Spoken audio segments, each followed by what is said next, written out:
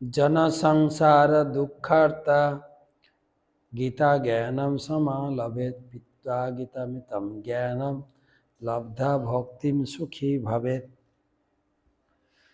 সংসার দুঃখে পীড়িত জনগণ গীতামৃত পান করে সুখে থাকুন। অব্যক্তয়ম অচিন্তয়ম অপিকার্যয়ম উচ্যতে তস্মাদেবং বিদিত্যৈনম নানুশচিতুম অর্হসি। আজকে পঞ্চবিংশতি শ্লোক আত্মতত্ত্ব জ্ঞানের সার সংক্ষেপ টানছেন। তস্মাৎ অতএব, যে 11 শ্লোক থেকে 24 শ্লোক পর্যন্ত যা আলোচনা হয়েছে, এবারে আলোচনা হচ্ছে অব্যক্তয়ম অচিন্তয়ম অবিকার্যয়ম উচ্যতে তস্মাদেবং বিদিত্যৈনম নানুশচিতুম অর্হসি।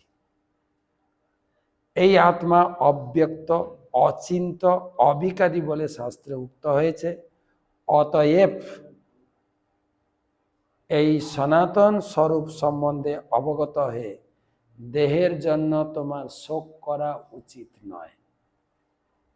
অতএব এতক্ষণ পর্যন্ত যা আলোচনা হলো, অতএব সিদ্ধান্ত হচ্ছে এই যে, যেরকম আমরা সে গরুর রচনা পড়তাম না, গরুর 4টি পা, 2টি শিং, 2টি কান, গৃহপালিত পশু, সব বিস্তারিত বর্ণনা হওয়ার পরে লাস্টে বলি তো গাভী হচ্ছে আমাদের মনুষ্য জীবনের উপকারী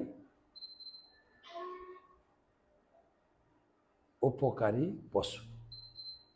অতএব আত্মা অব্যক্ত, যা দেখা যায় না, ব্যক্ত করা যায় না, অচিন্ত, অবিকারী আর সনাতন।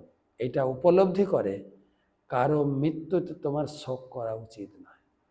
কোনো অবস্থাতেই কারোর মৃত্যুতে শোক করা উচিত নয়। এই আত্মতত্ত্ববিদ্যা জানতে পারলে আমরা কারোর মৃত্যুতে শোক থেকে মুক্ত হব, এবং সেই সঙ্গে এটা জানতে পারবো যে আমাদের কারোর কোনো অবস্থাতেই মৃত্যু হয় না।